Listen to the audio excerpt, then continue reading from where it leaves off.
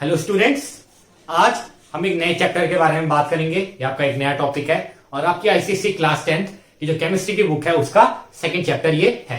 Chapter का नाम है केमिकल बॉन्डिंग।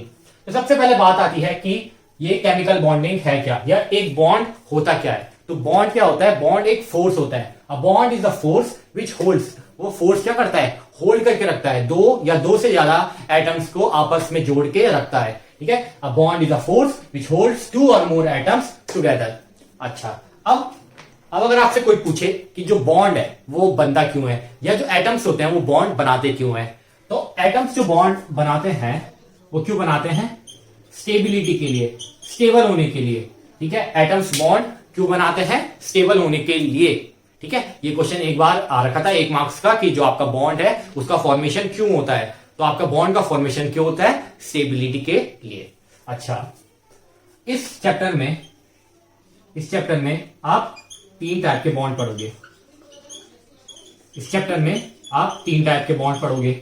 इसे देखने से पहले हम एक इंपॉर्टेंट चीज के बारे में बात कर लेते हैं। इसका भी कभी क्वेश्चन आ जाता है 2 मार्क्स का कि जो बॉन्ड का फॉर्मेशन होता है वो कैसे होता है। ठीक है, ध्यान से सुनिएगा, जो बॉन्ड का फॉर्मेशन होता है वो कैसे होता है। तो आपको पता है कि बॉन्ड 2 तरीके से बन सकता है। एक ट्रांसफर ऑफ इलेक्ट्रॉन, इलेक्ट्रॉन का ट्रांसफर होगा। ठीक है, एक क्या होगा? इलेक्ट्रॉन का ट्रांसफर होगा। दूसरा शेयरिंग ऑफ इलेक्ट्रॉन, इलेक्ट्रॉन क्या हो रहे होंगे? शेयर हो रहे होंगे। तो जो आपका केमिकल बॉन्ड है, जो आपका बॉन्ड है वो 2 तरीके से बन सकता है, एक ट्रांसफर ऑफ इलेक्ट्रॉन से और दूसरा शेयरिंग ऑफ इलेक्ट्रॉन से। अच्छा, अब आपको पता है कि 2 टाइप के बॉन्ड तो आपको पता है। एक कौन सा? आयोनिक बॉन्ड, आयोनिक या इलेक्ट्रोवैलेंट बॉन्ड, इलेक्ट्रोवैलेंट बॉन्ड। दूसरा आपने बोला सर दूसरा बॉन्ड होता है आपका कोवैलेंट बॉन्ड। अच्छा, मैंने बोला अच्छा बहुत बढ़िया। अब मैंने बोला कोई तीसरा भी बता दो, तो आपने कहा कि सर ये तो नया इंट्रोड्यूस हुआ है, हमें पता ही नहीं है।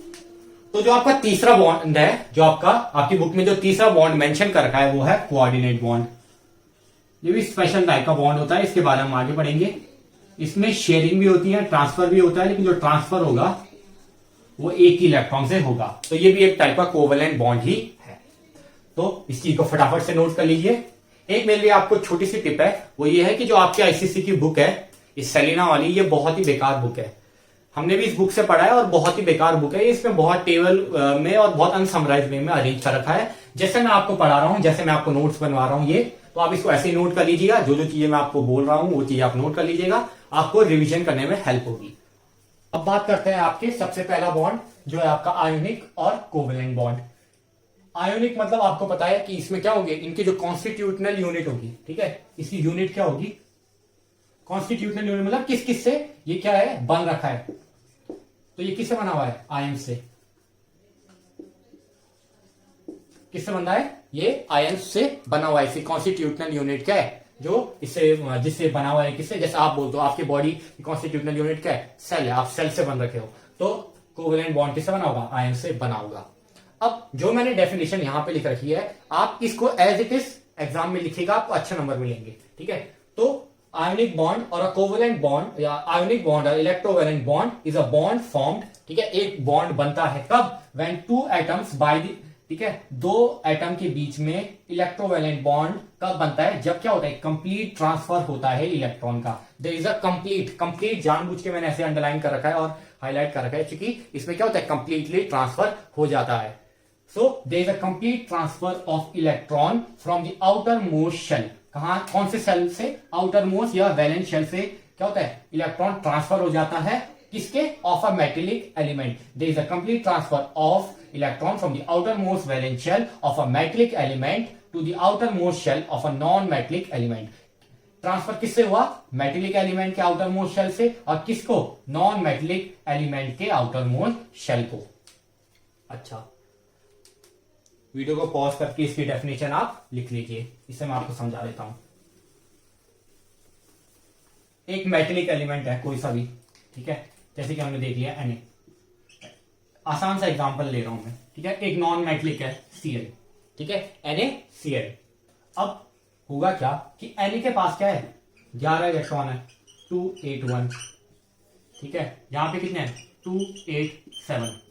17 इलेक्ट्रॉन। अच्छा, अब हो क्या रहा है कि ये मेटल है, तो मेटल का आपको पता है क्या करते हैं, लूज इलेक्ट्रॉन। मेटल क्या करते हैं, लूज इलेक्ट्रॉन। और ये क्या करते हैं, नॉन मेटल। नॉन मेटल क्या करते हैं, इलेक्ट्रॉन को गेन करते हैं। मेटल क्या करते हैं, इलेक्ट्रॉन को लूज करते हैं। नॉन मेटल इलेक्ट्रॉन को गेन करते हैं। अब इसको एक इलेक्ट्रॉन चाहिए, क्यों चाहिए, क्योंकि आउटर मोस्ट शेल को पूरा करना है, डुप्लेट और ऑक्टेट रूल को पूरा करना है। इसको एक इलेक्ट्रॉन चाहिए ताकि ये स्टेबल हो जाए। इसको एक इलेक्ट्रॉन क्या करना है, लूज करना है। इसको खुजली हो जाए, मेरे पास एक इलेक्ट्रॉन ज्यादा, एक इलेक्ट्रॉन ज्यादा, क्या करेगा, किसी को दे देगा तो उसकी खुजली खत्म। ठीक है, इसके पास एक इलेक्ट्रॉन कम है, एक इलेक्ट्रॉन कम है, इसको एक रुपए चाहिए या एक इलेक्ट्रॉन चाहिए, और उसके पास क्या हो जाएगा, पूरा का पूरा स्टेबल हो जाएगा। तो होता क्या है कि एक Na का आयन एलिमेंट है, ठीक है, एटम है, और ये क्या है, एक Cl का है। आई होप आपको दिख रहा है। हाँ, तो Na का एक एटम, ठीक है, और Cl के 7 एटम, नहीं, Na का एक इलेक्ट्रॉन और Cl के 7 इलेक्ट्रॉन। Cl को चाहिए एक इलेक्ट्रॉन, Na को एक इलेक्ट्रॉन क्या करना है, लूज करना है। तो Na अपना इस इलेक्ट्रॉन को क्या कर लेगा, लूज, और जो ट्रांसफर हो जाएगा कहां पे, Cl पे ट्रांसफर हो जाएगा। Na का जो एक एक्स्ट्रा इलेक्ट्रॉन था वो ट्रांसफर कहां हो गया, Cl के आउटर मोस्ट शेल में ट्रांसफर हो गया। और कैसा ट्रांसफर हुआ, कंप्लीट ट्रांसफर। कैसा ट्रांसफर हुआ, कंप्लीट ट्रांसफर। कंप्लीट ट्रांसफर इसलिए कह रहा हूं कि ऐसा नहीं है कि ये यहाँ ट्रांसफर हो गया तो इसने बोला कि यहाँ पे मुझे पसंद आ नहीं रहा, Cl अच्छा है नहीं, मैं वापस आ जाऊंगा, तो ऐसा हो नहीं सकता। ठीक है, इसलिए कंप्लीट ट्रांसफर हो जाता है। अब आपको पता है कि जो एलिमेंट क्या करेगा, इलेक्ट्रॉन को लूज कर देगा, उसके पास कैसा चार्ज आता है, पॉजिटिव चार्ज, और जो इलेक्ट्रॉन को गेन कर देगा उसके पास कैसा आएगा, नेगेटिव चार्ज। ठीक है, एक कैसा बन गया, कैटायन बन गया। आई होप आपको कैटायन एनायन पता होगा। ठीक है, एक कैटायन बन गया। कैटायन बनता है इलेक्ट्रॉन को लूज करके, एनायन बनता है इलेक्ट्रॉन को गेन करके। ठीक है, एक कैटायन और एनायन बन गया, मतलब आपके आयंस का फॉर्मेशन यहाँ पे, आयंस का फॉर्मेशन यहाँ पे हो गया आपका पूरा। ठीक है, आयंस फॉर्मेशन हो गया। एक पॉजिटिव आयन है, एक नेगेटिव आयन है। पॉजिटिव नेगेटिव क्या करते हैं, आपस में एक दूसरे को अट्रैक्ट करते हैं, आपस में एक दूसरे को अट्रैक्ट करते हैं। कौन सा फोर्स होता है, इलेक्ट्रोस्टैटिक, दिख रहा है, इलेक्ट्रोस्टैटिक फोर्स। कौन सा फोर्स होता है, पॉजिटिव और नेगेटिव एक दूसरे को एक बहुत स्ट्रॉन्ग फोर्स से अट्रैक्ट करते हैं, एक बहुत स्ट्रॉन्ग फोर्स से अट्रैक्ट करते हैं। कौन सा फोर्स होता है, इलेक्ट्रोस्टैटिक फोर्स। तो ये आपका Na का आयन है, ठीक है, ये आपका Cl का आयन है। ये एक दूसरे को बहुत स्ट्रॉन्ग फोर्स से, स्ट्रॉन्ग फोर्स का बहुत सिग्निफिकेंस है, स्ट्रॉन्ग फोर्स से क्या करेंगे, अट्रैक्ट करेंगे, तो एक बॉन्ड का यहाँ पे फॉर्मेशन हो जाता है। वो बॉन्ड कैसा होता है, NaCl, ये वो आपका बॉन्ड है। ठीक है, NaCl का है। एग्जाम्पल हम आगे देखेंगे, उसमें आपको अच्छे से एक्सप्लेन करूंगा। यहाँ पे मुझे बस आपको ये बताना था कि एक कैटायन कैसे बन रहा है, एक एनायन कैसे बन रहा है, कंप्लीट ट्रांसफर कैसे हो रहा है, और जो आपका फोर्स है वो कौन सा फोर्स है। एक और वर्ड आता है, वो है आपका इलेक्ट्रोवैलेंसी। इससे कभी अभी एक नंबर का क्वेश्चन आ जाता है। इलेक्ट्रोवैलेंसी बहुत आसान है, क्योंकि वैलेंसी क्या होती थी कि कितने इलेक्ट्रॉन क्या कर रहा है, लूज कर रहा है, इलेक्ट्रॉन आपके गेन कर रहा है, आपकी वैलेंसी डिटरमाइन करती थी। तो इसमें क्या होगा कि एक एटम ने या एक एलिमेंट ने, ठीक है, numbers of electron, the electrovalency is the numbers of electron donated और एक्सेप्टेड। ठीक है, किसी भी एक मेटेलिक या नॉन मेटेलिक, अब मेटेलिक होगा तो क्या करेगा, डोनेट करेगा। ठीक है, तो अगर सोचो कि Na है, Na ने एक इलेक्ट्रॉन क्या कर दिया, डोनेट कर दिया, तो Na की इलेक्ट्रोवैलेंसी कितनी हो जाएगी, एक, क्योंकि इसने क्या किया, एक इलेक्ट्रॉन डोनेट कर दिया। अब अगर जैसे कि ऑक्सीजन है, ऑक्सीजन में क्या कर लिया, 2 इलेक्ट्रॉन गेन कर लिए, तो इसकी इलेक्ट्रोवैलेंसी क्या हो जाएगी, -2। इसकी इलेक्ट्रोवैलेंसी क्या हो जाएगी, -2। तो इसे ही कहते हैं इलेक्ट्रोवैलेंसी। ठीक है, आपकी बुक में डेफिनेशन देखी है, it is the number of electron accepted और donated by the valence shell of an electron या valence shell of atom of an electron.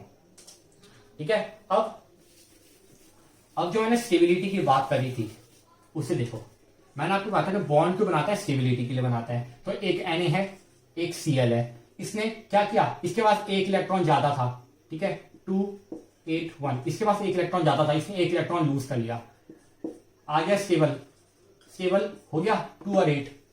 ठीक है, क्लोरीन क्या था, 287, एक इलेक्ट्रॉन कम था। ठीक है, इसके पास एक इलेक्ट्रॉन और आ गया, कैसा हुआ, 288, हो गया stable. Octet rule, duplet rule follow हो गया। ठीक है, ये भी क्या हो गया आपका स्टेबल। तो जो आपका बॉन्ड का फॉर्मेशन होता है, जो आपका बॉन्ड का फॉर्मेशन होगा, वो क्यों होगा? स्टेबिलिटी के लिए होगा। अब ये छोटी सी बात कभी कभी कोई पूछ ले आपसे, तो उसके बारे में ये है कि जो आपकी आयोनिक बॉन्ड की फॉर्मेशन होती है, इसमें रेडॉक्स रिएक्शन होती है। इसमें क्या होती है? रेडॉक्स रिएक्शन होती है। अब कैसे होती है? जैसे Na है, ठीक है, Na क्या कहता है? एक इलेक्ट्रॉन लूज किया था, ठीक है। Na ने क्या किया था? एक इलेक्ट्रॉन लूज किया था, ये बना Na पॉजिटिव, ठीक है। एक Cl था, नन्ना मुन्ना प्यारा Cl, ठीक है। इसने एक इलेक्ट्रॉन क्या कर लिया? गेन कर लिया, ये क्या बन गया? Cl minus.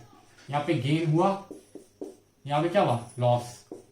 अब आपको याद रखना है, आपको याद रखना है कि जहां पे भी लॉस ऑफ इलेक्ट्रॉन हो रहा है वहां पे क्या होगा? ऑक्सीडेशन। जहां पे आपके इलेक्ट्रॉन लूज हो रहे हैं वहां पे क्या होता है? ऑक्सीडेशन, ठीक है। जहां पे इलेक्ट्रॉन क्या होते हैं? गेन होते हैं, वहां पे होता है आपका रिडक्शन। जहां पे इलेक्ट्रॉन का लॉस होता है वो होता है आपका ऑक्सीडेशन, जहां पे इलेक्ट्रॉन का गेन होता है वो होता है आपका रिडक्शन, ठीक है। मतलब यहां पे ऑक्सीडेशन हो रहा था और यहां पे रिडक्शन हो रहा था, ठीक है। और उसके बाद बॉन्ड का फॉर्मेशन हो गया। तो आपको पता है कि रिडॉक्स रिएक्शन कब होती है? जब आपका ऑक्सीडेशन और आपका रिडक्शन दोनों होता है। इसे आप मेटलर्जी में अच्छे से पढ़ोगे, लेकिन एक छोटा सा आपके बुक में पार्ट है इसलिए मैंने आपको समझा दिया। इसे फटाफट से नोट कर लीजिए। अब हम देखेंगे कुछ इसके एग्जांपल्स। अब आपकी बुक में 3 एग्जांपल दिए हैं, NaCl का, CaO का और MgCl2 का। तीनों इंपॉर्टेंट है, तीनों में से कोई सा भी पूछ सकता है। वैसे ज्यादा चांसेस MgCl2 के हैं, ठीक है। NaCl का बहुत कम रहता है, बहुत इजी होता है, लेकिन तीनों इजी है। मैं आपको तीनों बता देता हूं, कोई सा भी एग्जाम में आ सकता है। दूसरा, एक चीज मैं आपको बताना चाहता हूं जिसके बारे में जो चीज ऐसी है कि बच्चे बहुत ज्यादा गलती करते हैं, वो ये है, एक होता है ऑर्बिट स्ट्रक्चर डायग्राम, ठीक है। ऑर्बिट स्ट्रक्चर, ऑर्बिट कैसा होता है? ऐसा ऐसा, ठीक है। दूसरा ये होता है डॉट स्ट्रक्चर डायग्राम। तो डॉट कैसा होता है? ऐसा। तो आपको कैसे बताना है? ऐसे में आपको एग्जाम में दिया होगा डॉट स्ट्रक्चर बनाना है, तो बच्चे क्या करते हैं? कई बार ऐसी गलती करते हैं, ये बना देते हैं ये, तो एग्जामिनर नंबर कैसे देगा? कभी कभी एग्जामिनर अच्छा भला इंसान होता है कि यार मतलब अच्छा इंसान है, दिल का बहुत अच्छा है, तो नंबर दे देता है। लेकिन मोस्टली एग्जामिनर ऐसे नंबर, ऐसे बोर्ड एग्जाम अगर आप ऐसे करोगे तो आपको नंबर बिल्कुल नहीं मिलेंगे, सीधा 0 मिलेगा।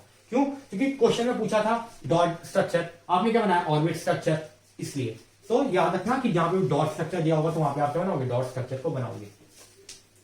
अच्छा, अब सबसे पहले बनाते हैं NaCl का। तो NaCl थोड़ा थोड़ा डिस्टेंस पे रख दो, ठीक है। अब Na में आपको पता है 11 इलेक्ट्रॉन, नीचे वैसे लिखते ना, जैसा मैं लिख रहा हूं आपको ठीक ठीक वैसे बनाना है, ठीक है। या साइड पे मेंशन कर दो आप, सबसे बढ़िया साइड पे मेंशन कर दो। Na का 11, Cl का 17। एग्जाम में भी आपको ऐसे बनाना है। अब नीचे पे आपने अपने एलिमेंट लिख दिए।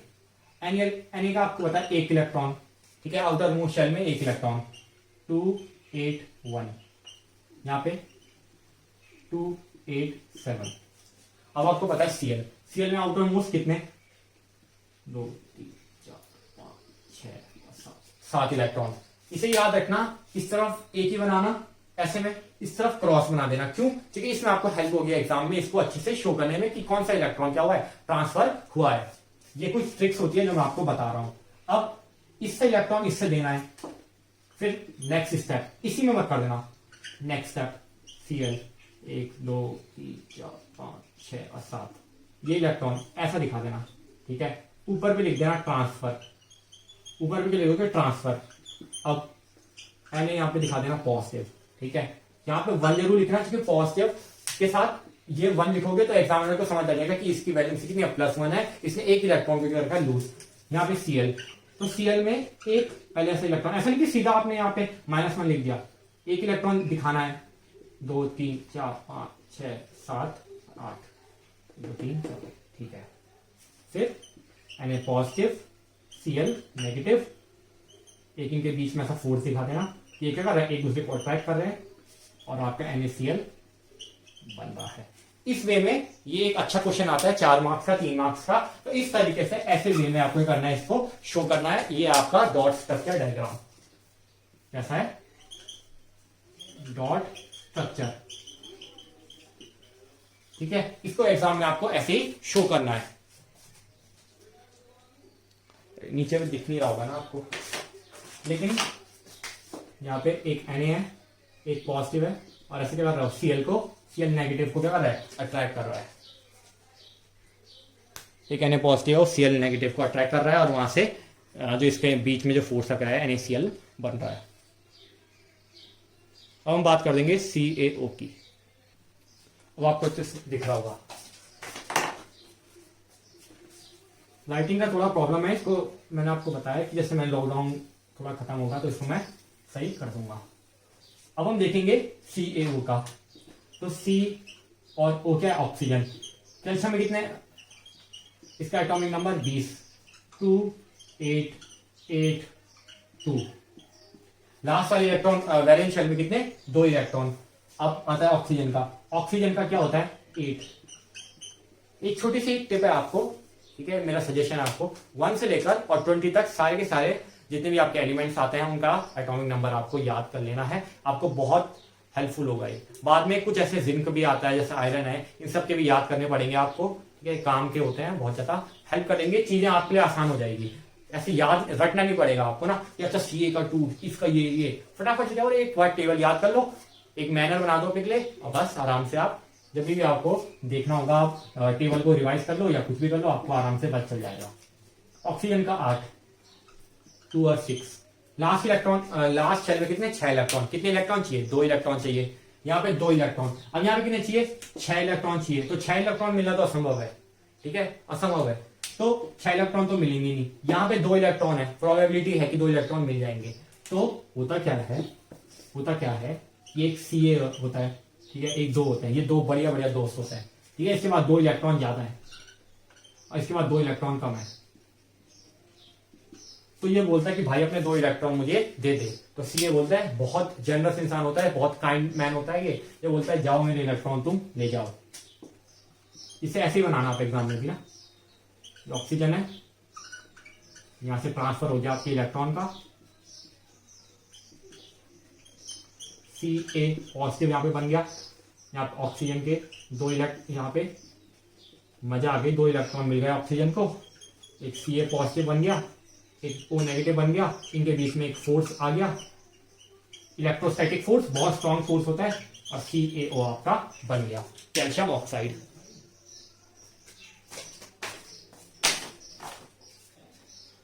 इसे एग्जाम में आप ऐसे बनाइएगा, इसे डॉट स्ट्रक्चर कहते हैं।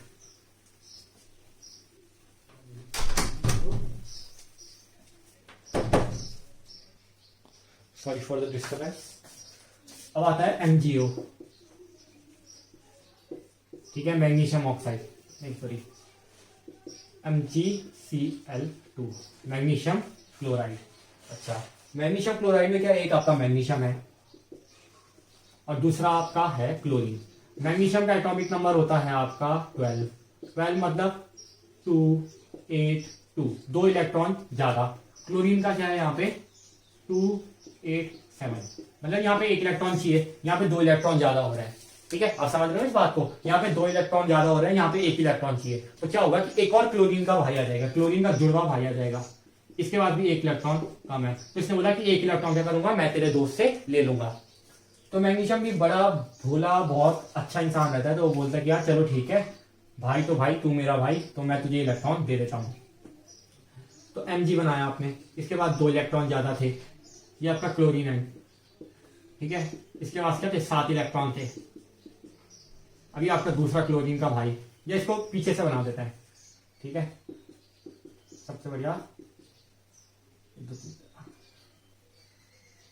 अब 1 इलेक्ट्रॉन इस भाई ने ले लिया और दूसरा इलेक्ट्रॉन ले लिया इस भाई ने, ठीक है। क्लोरीन, मैग्नीशियम बहुत बेचारा अच्छा आदमी, ठीक है। इसमें आ गया आपका पॉजिटिव चार्ज, पॉजिटिविटी आ गई। जब कोई भी चीज शेयर करते हैं, किसी को कोई भी चीज देते हैं ना, तो कैसा लगता है, अच्छा लगता है, पॉजिटिव वाइब्स आती है। तो इसमें जाएगा पॉजिटिव चार्ज आ गया। अब इस पे आ गया नेगेटिव चार्ज, अभी नेगेटिव चार्ज को हम शो नहीं करेंगे, ठीक है।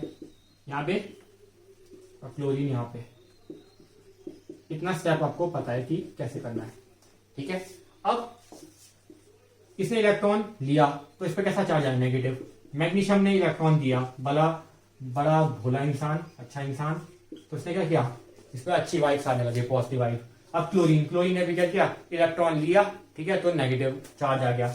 नेगेटिव ऐसे समझो कि कर्ज दे दिया, ठीक है, इसने इसको पैसा दिया और इसके बाद आ गया नेगेटिव चार्ज, इसने कर्ज ले लिया इससे, तो इन दोनों के बीच में एक क्या बना दिया, बॉन्ड बना दिया।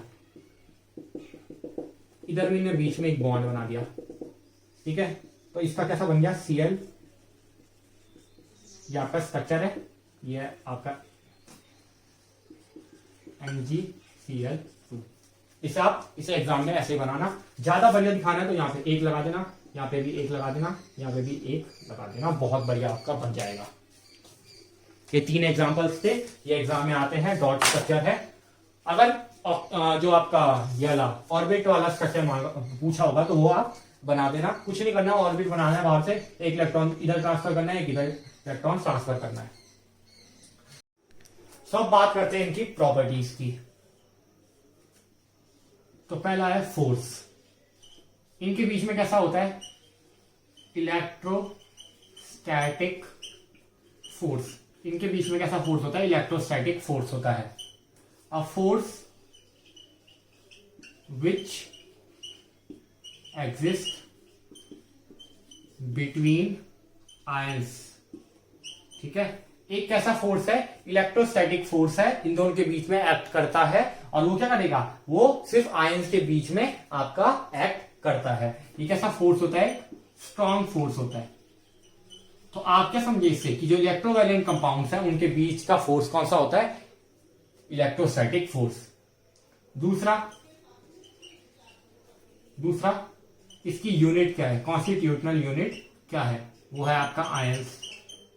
तीसरा, अगर आपकी फिजिकल स्टेट की बात करें, ठीक है, अगर इसकी फिजिकल स्टेट की बात करें तो दे आर क्रिस्टलाइन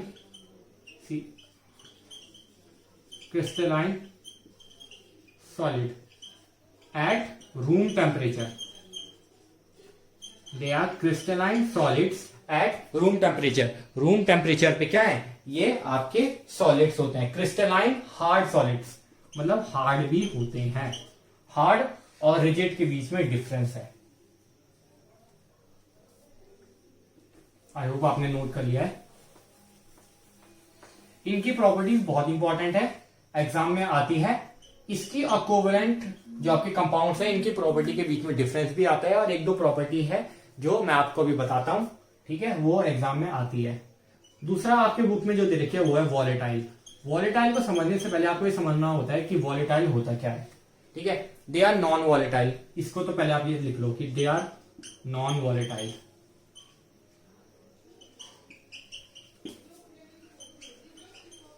ठीक है। वॉलेटाइल का मतलब ये होता है कि जब आप रूम टेम्परेचर में इनको रखते हो, ठीक है, जैसे कि आप घर पे नमक रखना, और नमक जब आप रखोगे ना टेबल पे, तो आप देखोगे कि नमक वहां पे रखा है, तो नमक वहीं पे है, नमक वहीं पे है। लेकिन जो नॉन वॉलेटाइल होते हैं वो रूम टेम्परेचर पे क्या होता है, भाप, ये हवा की तरह ऊपर उड़ जाता है, वेपर्स बन जाते हैं। जैसे कि आप पेट्रोल रखना है, ठीक है, पेट्रोल आपने क्या किया, एक गिलास पे रख लिया, तो थोड़ी देर बाद आप देखोगे ना पेट्रोल खाली हो जाएगा, या गिलास का पेट्रोल बहुत कम हो जाएगा। क्यों? क्योंकि जो आपका पेट्रोल है वो वेपराइज हो गया, वो रूम टेम्परेचर पे क्या, वो हवा में उड़ गया। इसलिए ये क्या होता है, नॉन वॉलेटाइल। नमक वहीं पे होगा लेकिन आपका पेट्रोल क्या होगा, हवा में उड़ जाएगा। तो ये इसकी एक इंपॉर्टेंट प्रॉपर्टी है। वैसे ये एग्जाम में आती नहीं है ये वाली प्रॉपर्टी, लेकिन मैंने सोचा आपको बता दूं। अब बात करते हैं मेल्टिंग एंड बॉइलिंग पॉइंट। ये आगे तक आपके काम आएगा, मेल्टिंग और बॉइलिंग पॉइंट, ठीक है। इनका मेल्टिंग और बॉइलिंग पॉइंट क्या होता है, बहुत हाई होता है, high melting and boiling point. और इसका रीजन क्या है, ठीक है, इनके मेल्टिंग पॉइंट के हाई और बहुत ज्यादा बॉइलिंग पॉइंट के हाई होने का रीजन क्या है कि बिकॉज अ स्ट्रॉन्ग,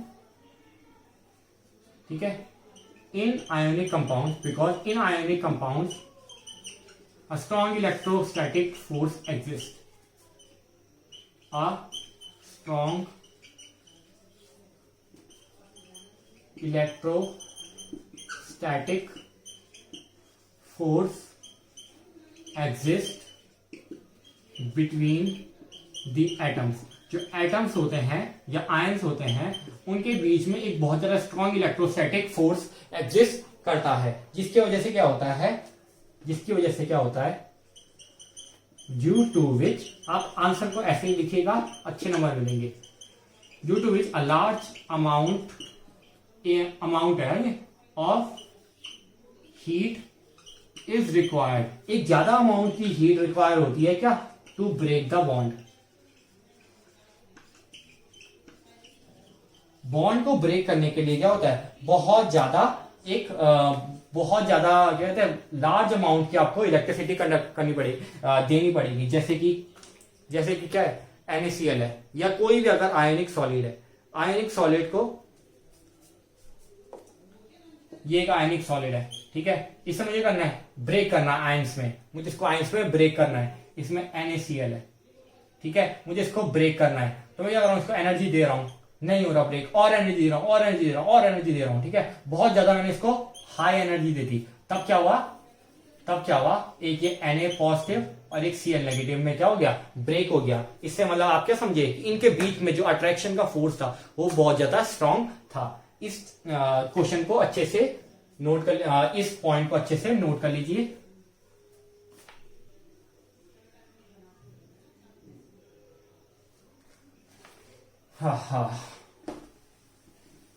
अब एक पॉइंट आता है, वो है कंडक्टिविटी, या सबसे पहले हम हीट का देखते हैं, ठीक है।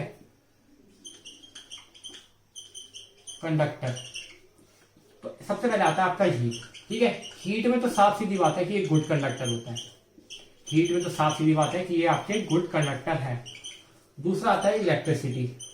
अब यहां पे मसला आता है और ये क्वेश्चन आता है, ठीक है, ये क्वेश्चन आता है इलेक्ट्रिसिटी। तो इलेक्ट्रिसिटी के केस में क्या होता है कि ये क्या होता है, जनरली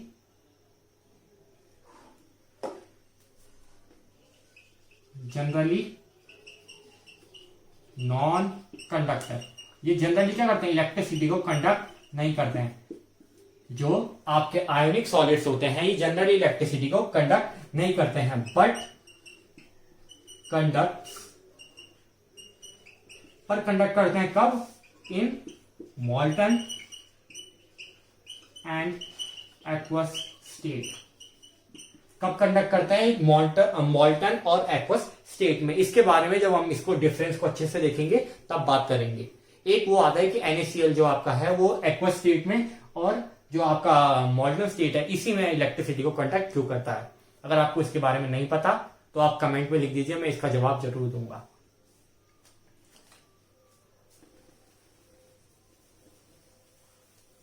अब जो आपकी लास्ट प्रॉपर्टी है वो यह है सॉल्युबिलिटी। जो आपकी लास्ट प्रॉपर्टी है वो है आपकी सॉल्युबिलिटी। सो दे आर सबसे पहले इनसॉल्युबल देख लो, क्योंकि सॉल्युबल का मैं आपको अच्छे से एक्सप्लेन करता हूं। इनसॉल्युबल इन ऑर्गेनिक सॉल्वेंट, ठीक है, ये ऑर्गेनिक सॉल्वेंट में इनसॉल्युबल होता है, जैसे कि बेंजीन, ठीक है, C6H6। बेंजीन में क्या होता है ये, या अल्कोहल। इन सब ऑर्गेनिक सॉल्वेंट्स में ये क्या होते हैं, और भी आता है, ईथर हो गया, और भी कई सारे हैं, जैसे कार्बन टेट्राक्लोराइड CCl4, ठीक है। इन सब में क्या होता है, जो ये ऑर्गेनिक सॉल्वेंट्स होते हैं इसमें ये इनसॉल्युबल होते हैं, ठीक है, इनमें घुलते नहीं है, मिल नहीं जाते हैं। अब मैं बात करूं सॉल्युबिलिटी की, तो सॉल्युबिलिटी वाला अच्छे से देखना।